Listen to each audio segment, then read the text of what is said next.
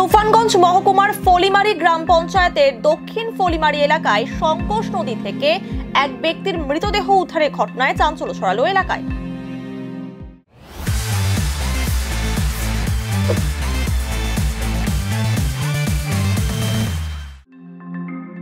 শনিবার নদীতে ব্যক্তির মৃতদেহ দেখতে পান স্থানীয়রা। খবর দেওয়া হয় পুলিশে। খবর পেয়ে বক্সিরহাট থানার জোড়াইফাড়ির পুলিশ ঘটনাস্থলে পৌঁছে মৃতদেহ উদ্ধার করে।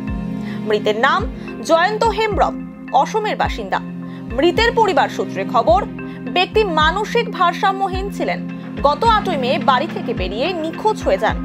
অনেক খোঁজাখুঁজির পরেও তার খোঁজ পায়নি পরিবার। আজ সংকোষ নদী থেকে উদ্ধার হয় ব্যক্তির মৃতদেহ। গোটা ঘটনার তদন্তে পুলিশ। সকালবেলা আমরা খবর পাই যে এখানে একটা নদীতে, সংকোষ নদীতে একটা লাশ ভেসে আছে। তারপরে আমাদের খবর দেয়, পরে আমরা আসি, আমরা প্রশাসনকে জানাই। প্রশাসন আসে লাশটা নিয়ে যায়। লাশটা আসামের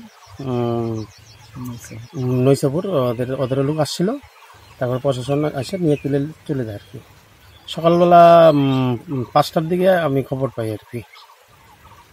সকালবেলা একজন পাঠক ভ্রমণে এসে দেখতে পায় নদীতে একটা মানুষের মতো ভাসে আসছে।